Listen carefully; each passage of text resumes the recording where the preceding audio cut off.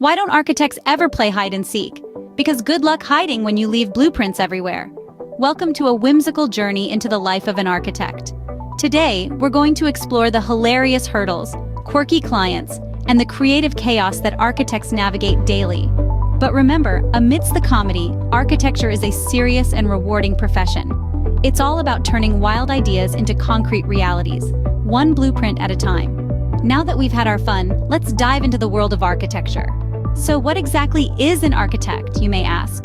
Well, think of them as the creative geniuses behind the buildings we live in, work in, and admire. They're the ones who take a doodle and transform it into a fully fledged blueprint. Sounds simple, right? Well, not so fast. An architect's job is a balancing act between creativity and practicality, like trying to build a sandcastle with one hand while holding an umbrella with the other. They need to ensure their designs are not only aesthetically pleasing, but also structurally sound and functional. And let's not forget about those stubborn clients who insist on having a shark tank in the living room or a slide instead of stairs. But don't be fooled. It's not all about wrestling with quirky requests and juggling mathematical equations.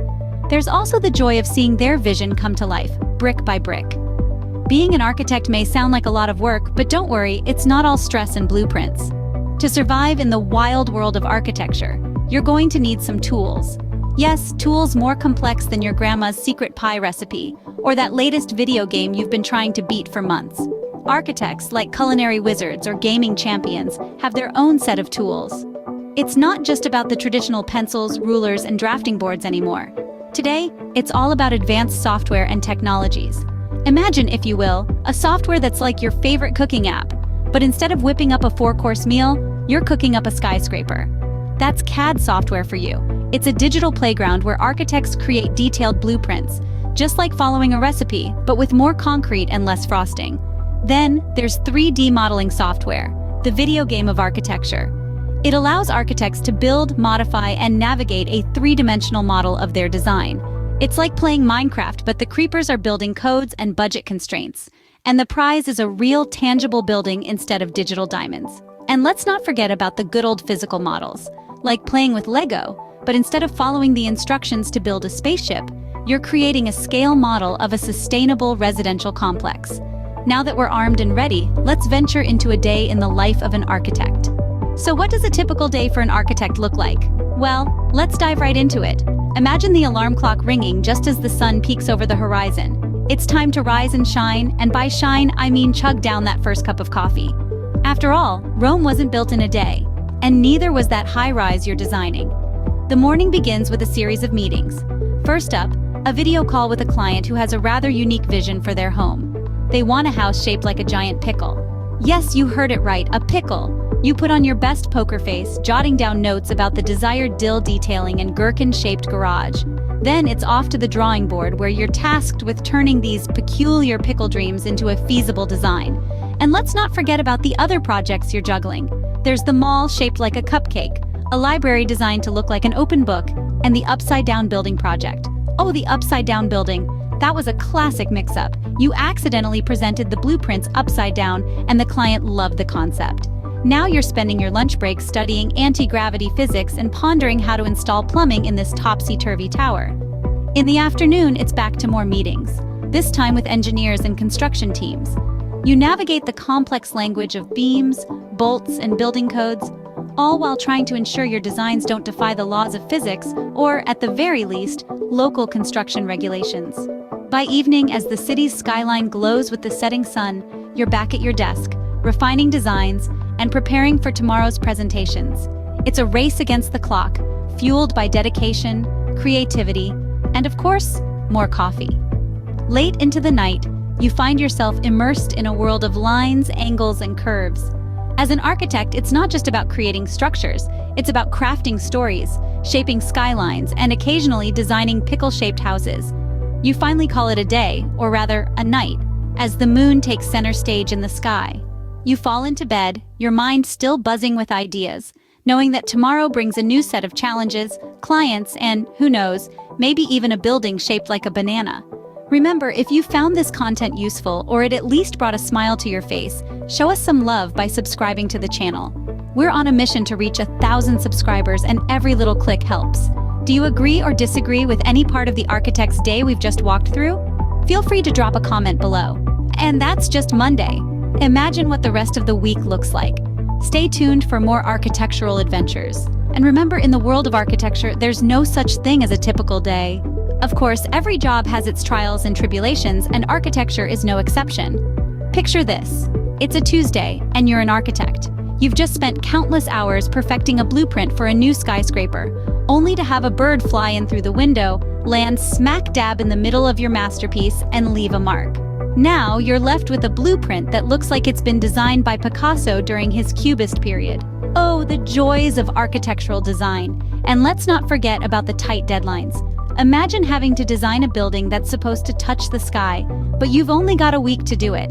It's like trying to bake a 5-tier wedding cake in an easy-bake oven. It's possible, but you might lose a few hairs in the process. Then there's the budget. Clients want their buildings to look like the Taj Mahal, but they've got a budget that could barely cover a garden shed. And you, the architect, are left trying to make magic happen with a few bricks and some duct tape. Let's not even get started on the unexpected construction issues. You've designed a beautiful glass facade, only to find out that the local bird population has taken a particular liking to it. Now, it's less of a stunning architectural feature and more of a bird magnet. Not exactly what you had in mind when you were dreaming up your design. And then there's the issue of planning permissions. You've designed an innovative, environmentally friendly building that's set to revolutionize the cityscape. But then, the local council decides that it doesn't quite fit in with the row of Victorian terraced houses next door. Back to the drawing board it is. But here's the thing. Despite all the trials and tribulations, despite the tight deadlines, budget constraints, and unexpected construction issues, there's something incredibly rewarding about being an architect. It's seeing your design come to life. It's standing in front of a building that was once just an idea in your head, and now it's there in concrete and glass for everyone to see and appreciate. Yes, architecture can be a roller coaster ride of emotions. It's a wild journey from the first sketch to the finished building. But despite the challenges, there's nothing quite like seeing your design come to life. But it's not all trials and tribulations. There are triumphs too. Now, let's dive into the rewarding aspects of being an architect. Picture this. The day has finally arrived. Your masterpiece, the fruit of your labor, is standing tall and proud in front of you. It's no longer just a blueprint or a 3D model on your computer screen. It's real, it's tangible, and it's a sight to behold. You're like a proud parent watching your child perform in the school play. Except your child is a 50-story skyscraper and the school play is the city skyline. And just like a parent, you can't help but beam with pride. But wait, there's more. Suddenly your phone buzzes. It's a message from your client. Your heart skips a beat as you open it. They love it. They absolutely love it. They're gushing over how your design has turned their dream into reality. Their words of appreciation make all those sleepless nights, all the cups of coffee, and all the back and forths worth it. Now, imagine the joy of an architect who's so thrilled with their completed project that they can't contain their excitement. Picture them breaking into a happy dance right there on the construction site. Hard hat bobbing, blueprint flapping, boots kicking up dust. It's a sight that would make even the sternest site foreman crack a smile. So yes, being an architect can be demanding.